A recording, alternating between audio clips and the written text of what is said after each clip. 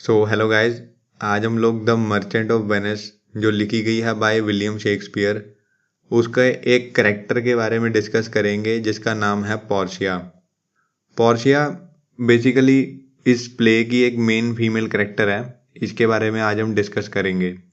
Portia की जो पहली क्वालिटी है वो ये है कि ये बहुत ही अमीर और सुंदर है।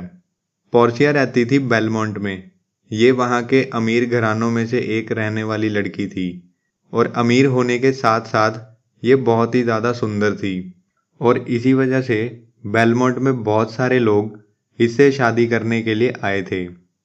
पोर्शिया की दूसरी क्वालिटी ये थी कि ये बहुत ही ज़्यादा ओबीडियंट चाइल्ड थी, कहना मानती थी। पोर्शिया ओबीडियंट थी। इसके फादर ने जिस तरीके से इसकी मैरिज करवानी चाहिए थी उसी तरीके से इसने मैरिज करी थी। इसके फादर का साफ साफ कहना था कि तुम्हारी शादी एक लॉटरी सिस्टम से होगी। इसके फादर ने एक टेस्ट बनाया था और उनका कहना था कि जो भी पर्सन इस टेस्ट को पास करेगा तुम सिर्फ उसी आदमी से शादी करोगी। और स्टोरी में बिल्कुल ऐसा ही हुआ और पोर्शिया का हस्बैंड बना था बसेनियो। अगली क्वालिटी जो पोर्शिया की थी, पोर्शिया बहुत ही ज़्यादा गुड नेचर की थी। पोर्शिया अमीर होने के बाद भी बड़े अच्छे नेचर की थी।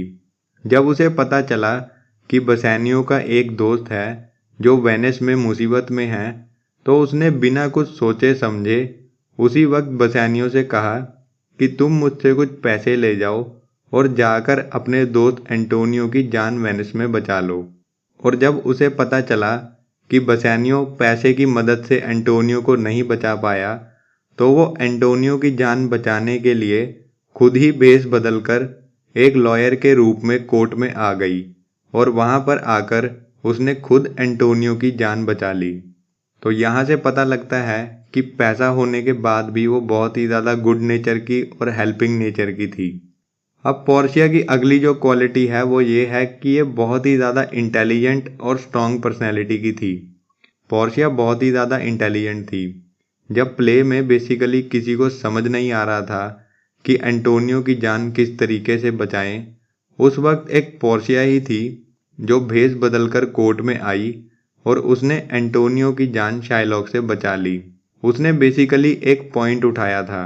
उसने शाइलॉक से कहा कि तुम्हारे बॉन्ड में ये लिखा है कि अगर तुम्हें टाइम पर पैसे नहीं मिले तो तुम एंटोनियो की बॉडी से पाउंड ऑफ फ्लैश ले लोगे। पोर्शिया ने शाइलॉक से कहा कि तुम्हारी बात ठीक है, तुम जाकर एंटोनियो की बॉडी से पाउंड ऑफ फ्लैश ले लो।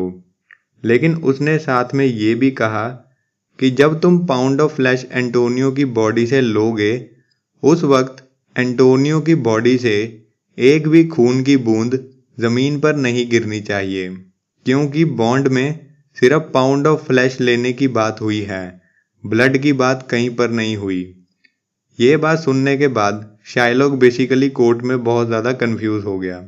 उसे समझ नहीं आया कि वो क्या करे और इस एक पॉइंट ने ही एंटोनियो की जान बचा ली और शाइलॉक कोर्ट में केस हार गया। ये थी पोर्शिया की क्वालिटीज़। आई होप वीडियो आपको अच्छी लगी होगी। वीडियो अच्छी लगे तो चैनल को लाइक शेयर सब्सक्राइब ज़रूर करें। वीडियो देखने के लिए थैंक यू।